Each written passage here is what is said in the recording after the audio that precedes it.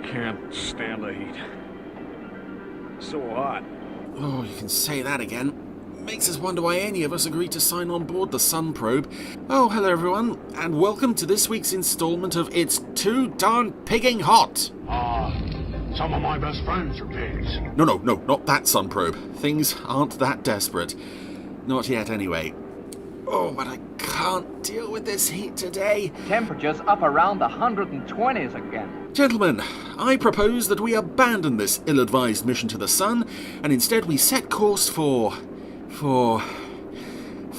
that planet full of buxom young ladies who run around in red skin-tight spandex and whip their menfolk when they've been naughty.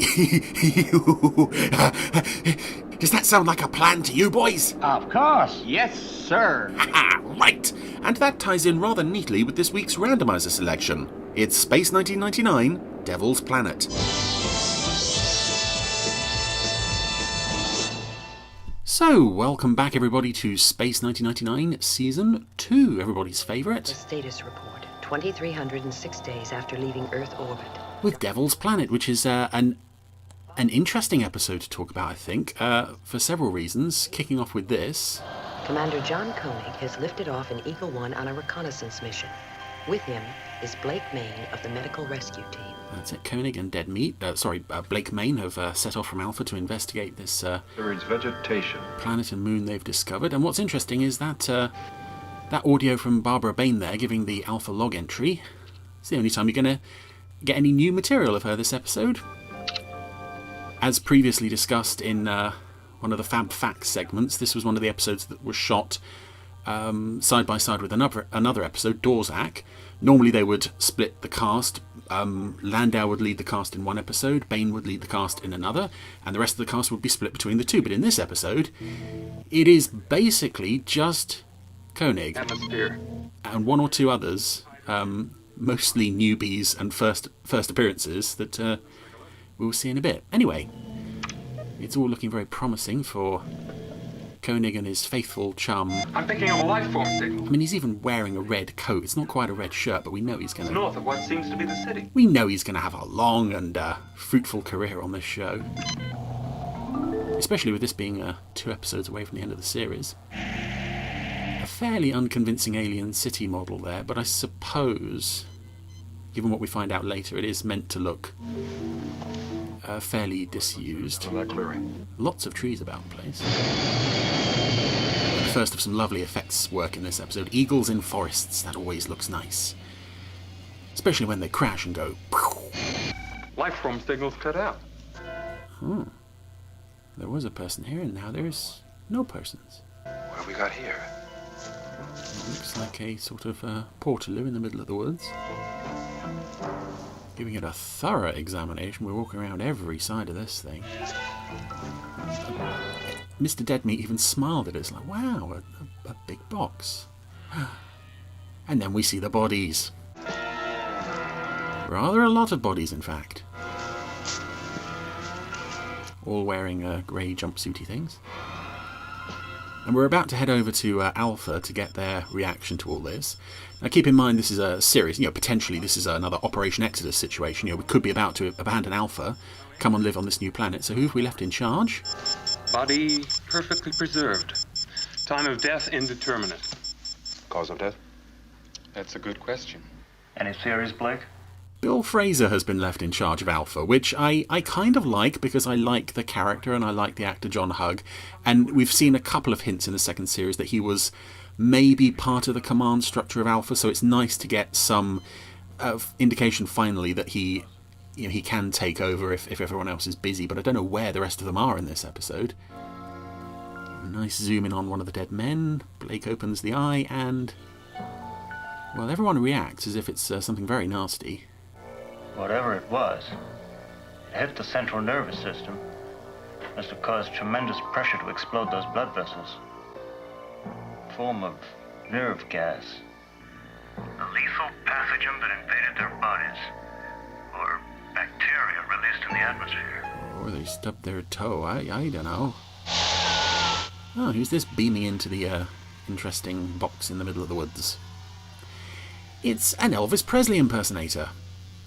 who seems very pleased to see them. But up on Alpha, no one's too keen on this. No. Don't touch him. Don't go near him. He could be contagious. Get off. Get off that planet. Yeah, everyone on the planet is dead, and now Mr. Elvis Presley impersonator is really making the most of his death as he goes down. That's it. He's at it. Oh no. I do love this. Featuring Tony Anholt. Yeah, it's a blink and you'll miss him. Must have been in his contract. Anyway. The city too. Everybody on that planet is dead. Well, that's perfect for you guys to move in then. The nerve-killing pathogen. Our systems must have a built-in immunity. Or it would just take longer to affect you guys. Satellite of Mother Planet has same atmosphere, vegetation. Let's make a pass over that moon and see what else we can pick up. We'll track you, Eagle 1. Over and out. And that was the introduction of Alib, played by Alib Parsons, because at this point they're just completely given up on interesting names for the new characters. She is the second replacement for Sandra. That was her introduction, incredibly enough, to the series. And also up on Alpha for this week, giving medical advice, we have Sam Dastor as Dr. Ed Spencer giving...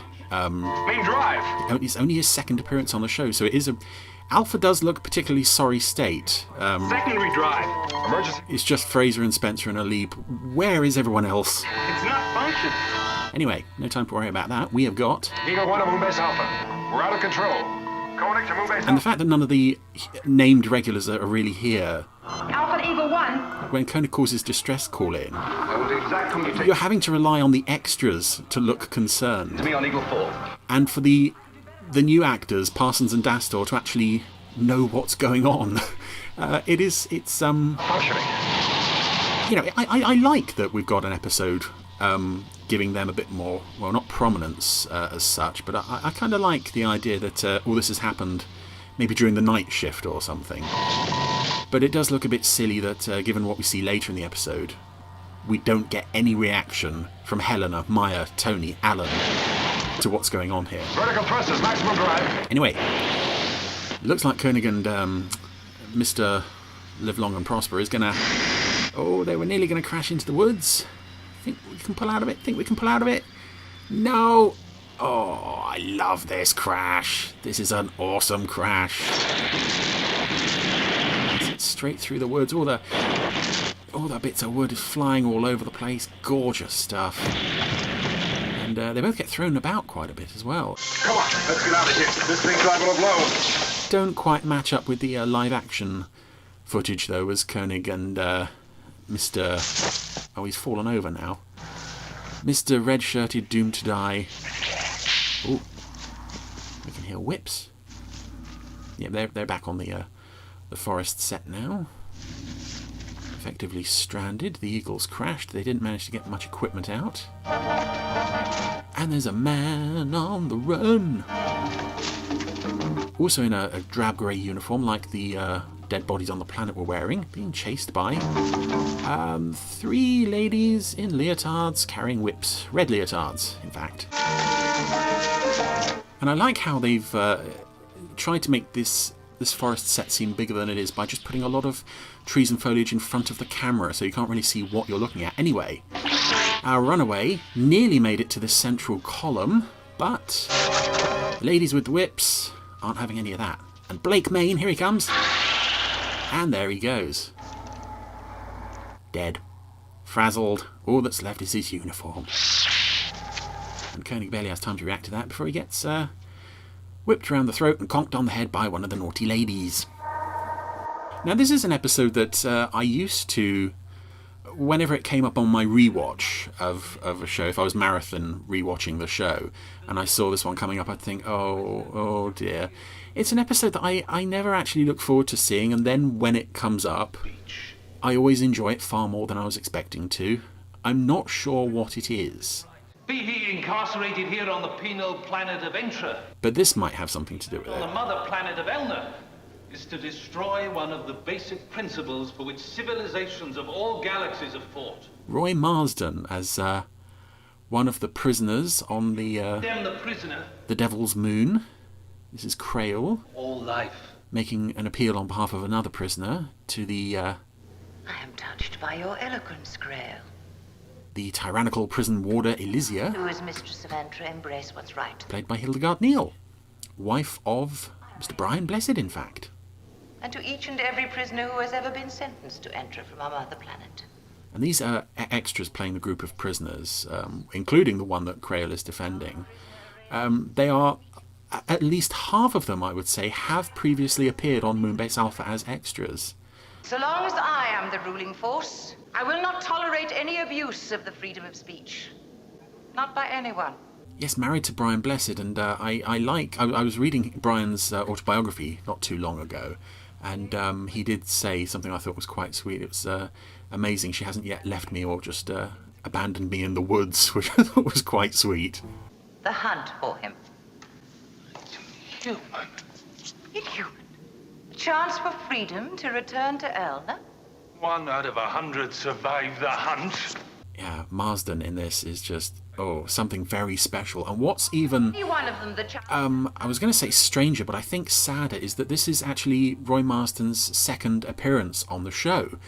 And he was previously seen in that most beloved and classic of Space 1999 episodes, The Rules of Luton. He was one of the 3 monsters shambling around in a quarry. And if you didn't know that before, you do now, and isn't that just so sad? Is he? That's borderline like, I don't know, if someone told me that Patrick Stewart was in one of those costumes, it's just, no, you don't put Roy Marsden in a monster costume and send him out into a quarry to stumble around. Subject's name John Koenig, commander of Moonbase Alpha. Moonbase Alpha was a satellite of a planet called Earth. Koenig's mind is being read by the entrant interrogator, and this is another actress I like in this show, and I believe... It's very forcefield. He sent a message. And his people will be served. I believe this is actually her last screen acting role. Well, they can have him. She'd been quite busy through the 60s and early 70s. He has been to Elna. He knows that everybody there is dead, that everybody sent there dies. Oh, well, we'll give him a handsome funeral. So, Koenig is not long for this world, by the sounds of it. We're approaching the quadrant of the commander's last message. Try to pick up Eagle 1 on your sensor. Oh, well, that was a great scene. Yeah, this is one of those episodes, as you'd get in the original Star Trek sometimes, where most of the action takes place on the planet, and every so often you get like a brief moment of a couple of the regulars looking for the missing crewmates. 1 year off for good behavior. But Roy Marsden has managed to accomplish something today. He's got one of his fellow inmates released, by the look of it. There is justice when one earns it. And this guy is definitely an Alphan, a former Alphan. Oh, he's in the crowd scene at the end of the Seance Spectre, that's right, because he looks almost exactly like one of the guest characters in that episode. Anyway. Bye, Baron. Baron, he's being beamed back When you are ready, you may activate. to the phone box in the forest on Elna. There's a phone box in the room here on Entra. And he's heading home after serving his prison sentence. Must be a very great day for him. This is what everybody on Entra is looking forward to. There he is, home and safe. Nobody's come to meet him. I wonder where everybody is. This is another classic death. Oh, I've got tummy ache. Oh, it hurts. And down. May I speak, Elysium? And it looks like Koenig and Main moved the body of the previous dead guy who died right in front of them. He falls on the same exact spot. We have released many prisoners. Not only have we never heard from them again, but Elna has stopped beaming up any new prisoners. Everyone listens to the weekly reports beamed here. They have news from their home, their families. What is there to wonder about? Hearing news is not seeing news. You prisoners are political troublemakers. We cause no more trouble. You've beaten us down, siphoned the militancy out of us. Yeah, I'm not sure what it is about this episode that I find actually does work, despite its, shall we say, tendencies. I do think it's in the guest cast here, of Marsden and Neil. Very few of us have realised. I'm not sure how much of what makes both these characters work is there on the page. Complete the term of imprisonment on good behavior. I think certainly there's enough to get by. The hunt. And despite the obvious thing that this episode is mostly remembered for, which is, just heard it there, young ladies in tight red leotards running around with whips. How fortunate that you never cease to amuse me, Krell. I do feel that this episode is realised in perhaps a slightly more first series way than I'll put his thoughts on the screen. than you might have been expecting at this point in the series. And here we go, we're going to see inside Koenig's head what's important to him. Clips of eagles. Well, fair enough, he is the commander of Moonbase Alpha.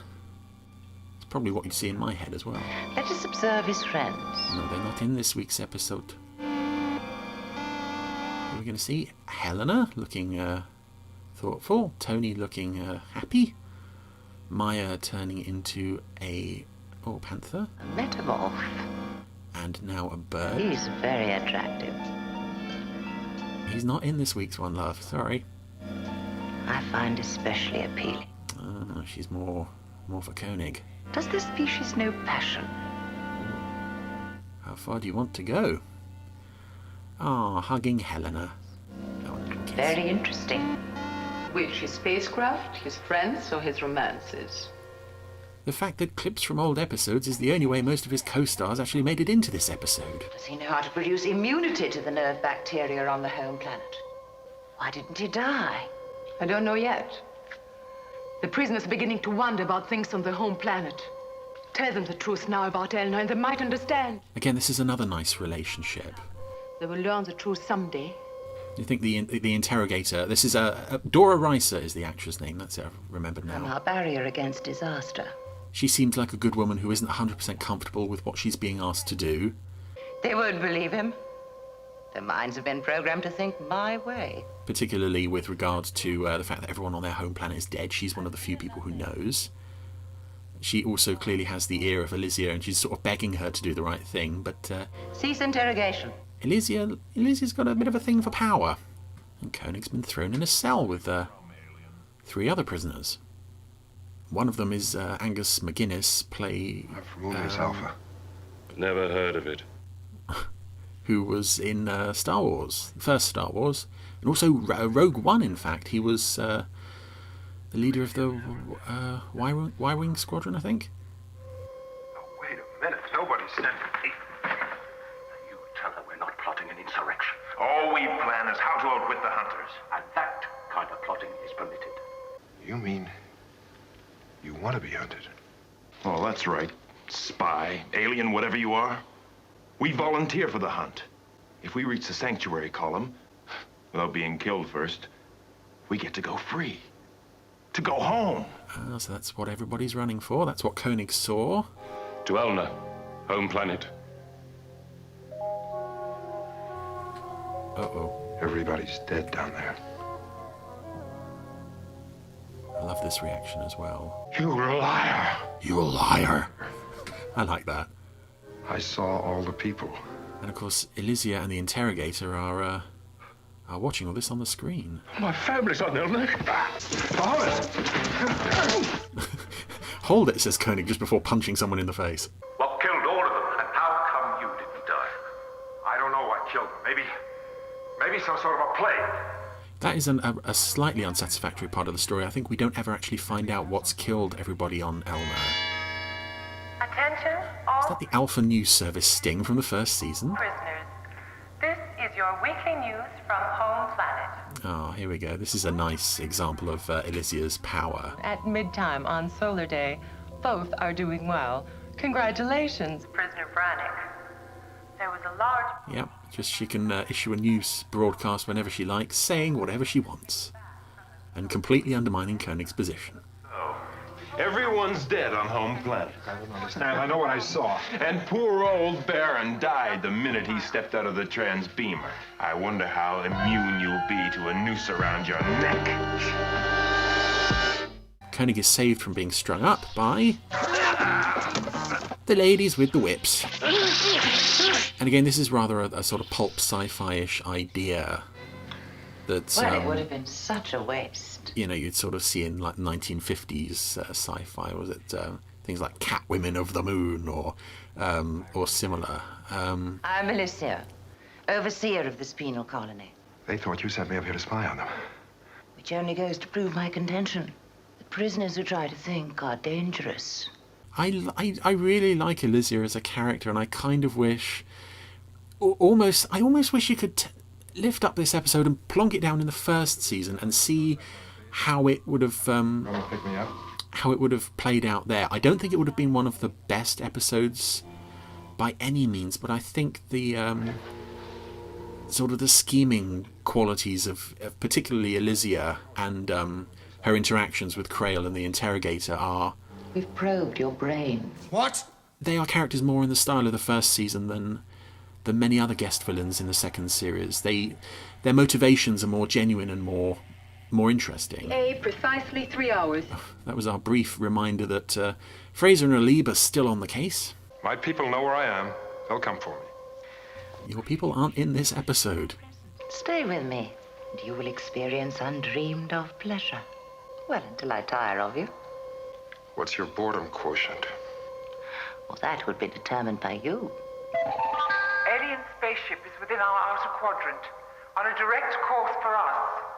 Put him behind the screen. 1 point to Koenig. Oh, okay. That's not Landau. There's a shot as the ladies start throwing their whips around. That was clearly a stunt double for Landau, which is odd considering he didn't actually have to do anything there except walk away. Koenig has now been locked in a sort of cell with a transparent door that just kind of appeared out of the wall. Fraser and Alib, I think, are finally on their way to Entra. You are approaching the penal colony of Entra. Stay clear. Our scanner shows the wreckage of one of our spacecraft. No ship is permitted to land on this planet. 2 of our pilots are in that. They died in the crash. Then we must land to return them to Moonbase Alpha. Your ship... As much as I like Fraser, this episode I don't think it's a particularly good showing for him, aside from seeing him in command of Alpha. We're coming in to land. Shooting if we have to. He doesn't seem particularly confident about all this. Capability. But then he's never been in charge of the whole base before. He's never had to carry the show before. We're being scanned. Oh, I love how confidently Alib says that as a great big unmissable green light is wafted all over the set. They carry missiles. Missiles? What happened to the laser? Enough to penetrate our defense shield. When did we have missiles? Try to come through our defensive screen. Your electronic systems will burn out. We've contacted our base. They know we intend to land. If we don't make it, Alpha will send more powerful weapons to blast your planet. Yeah, I'm really scary. You better do as I say. Do that. Try us. You have 1 minute to decide. Yeah, that showed them. You lied. No, I love that we cut back to Koenig with his hand over his face and just, oh God, Fraser, what are you doing? We do not commit. Like I said, I do genuinely like Fraser. I like that he is just this nice, average, reliable guy. You are clear to land. But in this episode, he's not. Controller will see that you touch down safely. He's not got the presence to really carry this subplot. If he were the co-pilot for someone else, like Tony, for instance, then it might work. They will only find evidence of 2 deaths. The one who has already died, and his. Ah, they're going to fake 2 scorched bodies, and while the ladies with the whips get the prisoners to work, Koenig has been he's been given his own grey jumpsuit, just like all the other prisoners. I'll go straight ahead. And Krail is getting one of his fellow prisoners to dress up as Koenig and pretend to walk through the woods, leaving footprints in order to fake Koenig's apparent death for Fraser and Alib. The fence is switched off. Just go into the middle and take your clothes off. Ooh. You first. And Roy Marsden's walking out to the point where this guy needs to take his clothes off. See, nothing's wrong. Roy Marsden can get through okay. He's grinning and happy. Everything's fine. So his inmate friend has followed him out there. Marsden goes back and he's cooked. And this is one of my favourite moments of the episode. You promised you wouldn't do this. Marsden looks so... It's worse than the hunt. ...devastated by his friend's death. Promise and self-preservation, Krail. What choice would you have made? As he does quite a few times in this episode, you can see... As you said. ...the suffering on this planet genuinely affects him. So Fraser and Alib are here. I do like that Alib hasn't even been given any kind of introduction. It's just at this point in the series, you know, she is woman manning communication desk. Fraser! Alib! But Koenig knows who she is. Oh yeah, that's the shot. It just looks like a blob of chewing gum on an unconvincing model. I mean, you can see the flecks of paint, of the paintbrush in the white and the HD transfer. I'm Fraser of Moonbase Alpha. Alib, Communications Officer, Moonbase Alpha. Her name badge says Amerson, I've just noticed. Another of the wonders of HD. We have refreshments waiting. Thanks, but we'd like to get to the scene of the crash as quickly as possible. Under the circumstances, refreshments are not our top priority. Oh, she must have... The Entron Catering Corps must be very devastated. I love that line. It's one of several very odd lines that Alib gets in the course of just 3 episodes. And again, she's a performer I like in this show. I kind of wish, much like with Sam Dastor, I wish they'd found her earlier. But sadly wasn't to be. Anyway. The pilot section isn't totaled. They survived. Fraser and Alib are rather relieved to find the Eagle is mostly intact. Shortly after your spaceship crashed. And before we could reach them, they stumbled into one of our boundary fences. And walked into it here. Guided tour of charred clothes. There's first on our tour is the charred remains of Blake Main. Don't know who he was. We'll carry on. Commander Koenig footprints go to here. That's it. So a pile of charred clothes. I like the pan from Alib then to Fraser and off Fraser to Elysia and the interrogators. Like, is he buying it? Is he buying it? Is this convincing enough to fool them? And of course, it is. Isn't it? They're going. They've not even asked if they can take the remains away with them, I don't think. And again, this is a good example of... Yeah, Alib is crying in the co-pilot's seat, and, you know, if that was Sandra sat there, it would carry weight. If it were Helena sat there, it would carry weight. And despite the fact that Alib is not the worst actress in this show, the fact that this is the first episode we've seen her in, her crying about Koenig's death means nothing. Anyway, Elysia is looking very smug. She has now got Koenig all to herself. Ooh. So Koenig has now been taken to Elysia's throne room, and she's changed into something a bit more comfortable. Koenig has also noticed the transmat tube in the corner of the room, or transmat chamber. The transbeamer. Transbeamer, sorry. The magic door to the home planet. The magic door to certain death.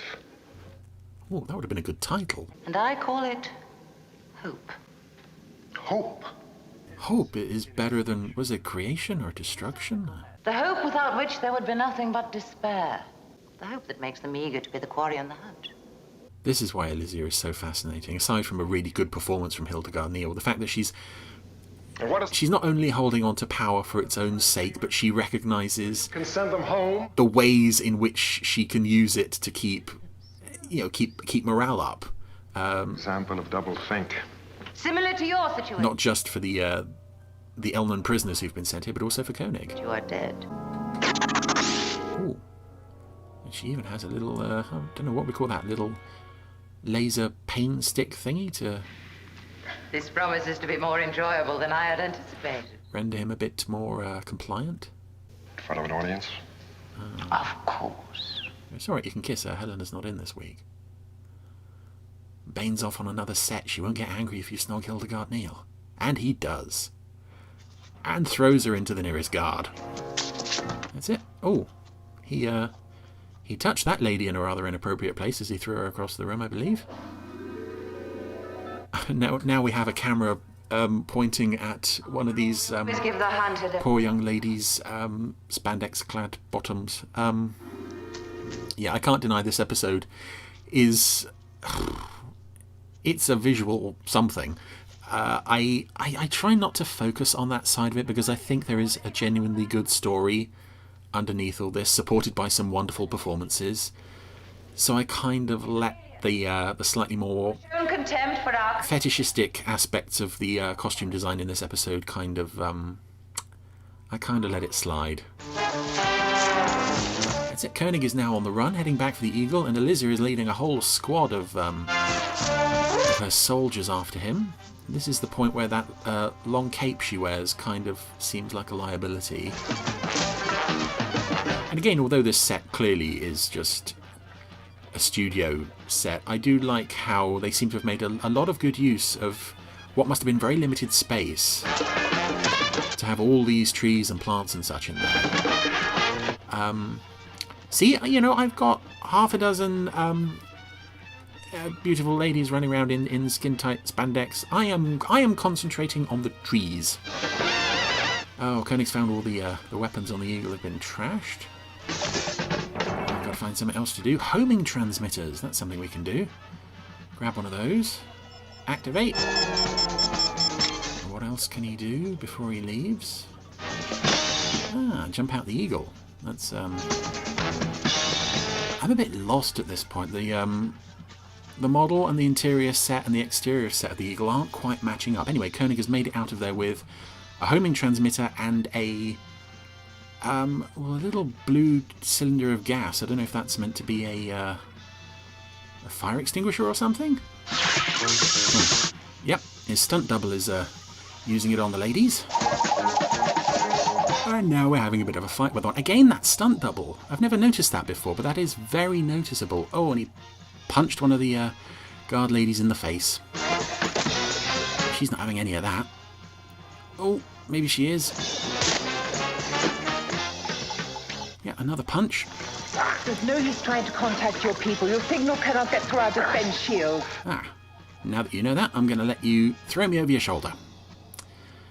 Oh, Koenig's done quite well there. He is walking in the direction of the main complex. That's it, he's just strolling back. And all the guards are following him.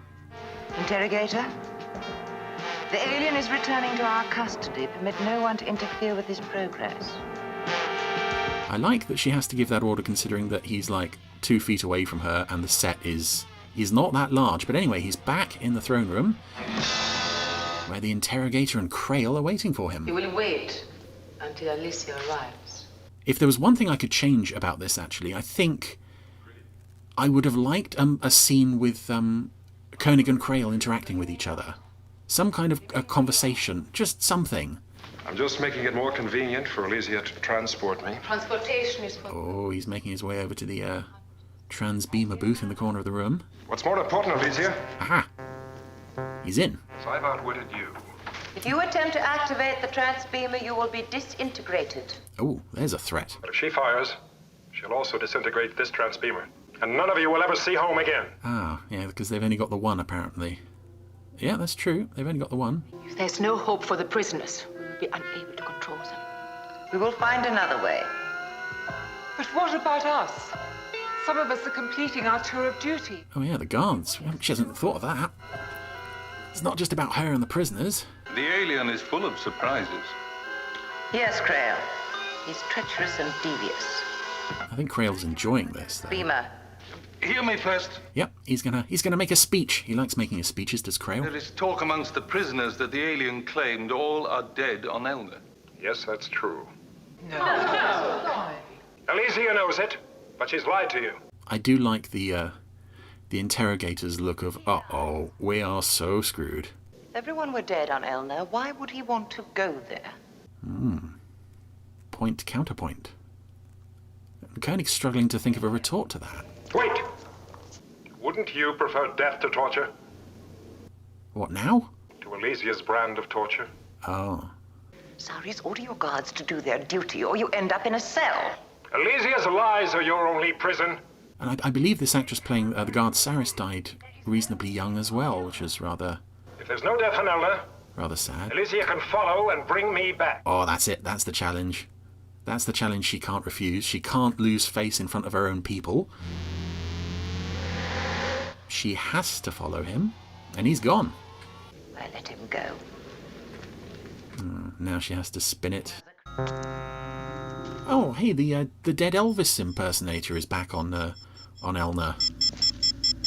Considering that the last time we were here, the guy with the moustache died exactly where that guy had previously died. Now the first dead guy's back again. Anyway, Koenig is signalling. Code numbered Eagle 1. It's impossible. Let's find out.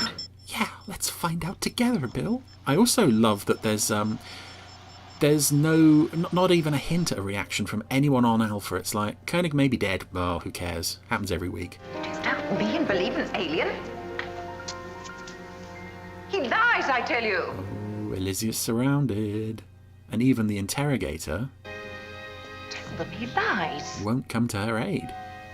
I'm not political. Oh, that's it. That's a burn. She's out. And at this point, Crail has more authority over the guards than Elysia does. Crail. And he's just a prisoner, and she's appealing to the people that she's been holding hostage. Prove to them that Elna is what you say it is. Otherwise, they'll flay you alive. Oh, that's it.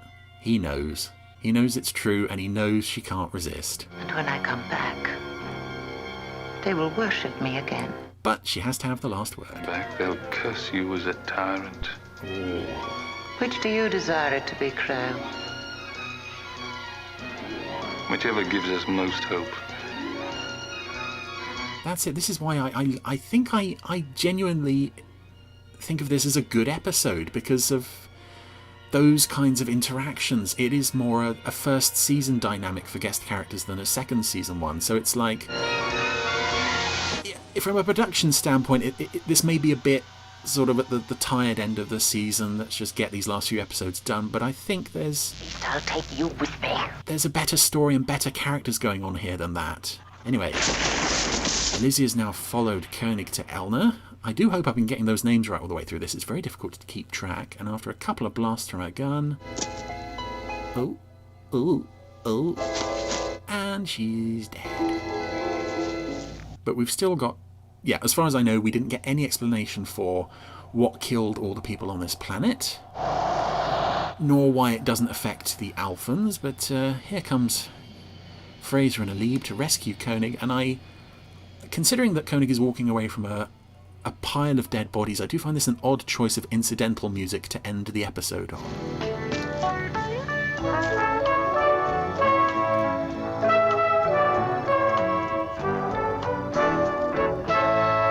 That is Tony beer brewing music to end an episode on. Anyway, that was Devil's Planet, which as I said, I think I come to like more and more as the years go by. It, from a visual standpoint, there are elements in there that maybe sort of override the genuinely positive qualities that this episode has. In particular, the characters, the dialogue, and three great guest performances: Hildegard Neal, Roy Marsden, and Dora Reiser. Some really good stuff here.